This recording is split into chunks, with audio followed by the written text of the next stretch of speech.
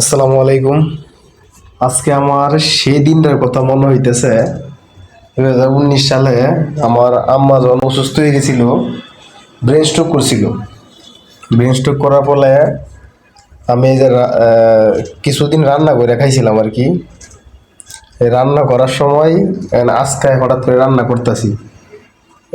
আজকে হঠাৎ করে রান্তাছি, এখন এই 2019 সালের কথাটা মনে পড়তাছে যে আজকে আমি এই যে আজকে রান্না করতেছি, এই যে ডাল দাদা, আমি ডাল রান্না করতেছি। আর হইছে কি,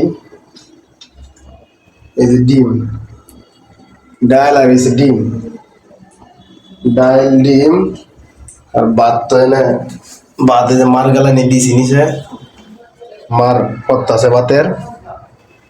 আজকে এই দিনটার কথা মনে হইতাছে যে আমি একদিন ডাল রাঁধছিলাম, ডাল বেশি ঘন করে রাঁধছিলাম, বেশি কইরা প্রতিদিন যেন না রান্ধন লাগে। একদিন রাইন্দা প্রতিদিন কি হতাম, পানি মিশায় মিশাইয়া আর লবণ ছিটা দেয়া এটা আবার জাল দিতাম, জাল দিয়ে এটা আবার খাইতাম। এই আজগাও এই ডালের ভিতরে ঘন ডাল, এটার ভিতরে পানি দিছি, বেশি করে পানি দিয়ে লবণ টবণ দেয়া, কারণ ডেলি তোর রান্ধন যেত না প্রতিদিন। এটাকে আজকে আবার পানি দেয়া জাল দিতেছি, এটা দিয়ে খাওয়ান চলবো। এই ডিমটা তো একই অবস্থা করছি, একটু পানি বেশি করে দেয়া, এই যে লবণ টবণ দিয়া এখন আবার এটা গরম করতেছি। শীতের তরকারি একদিন রাইন্দা 3 দিন খাওয়ান লাগবো। যাই হোক, অনেকদিন পরে এই কথাটা মনে পড়লো। কিছু কিছু জিনিস স্মৃতি হিসাবে রেখে দিতে হয়।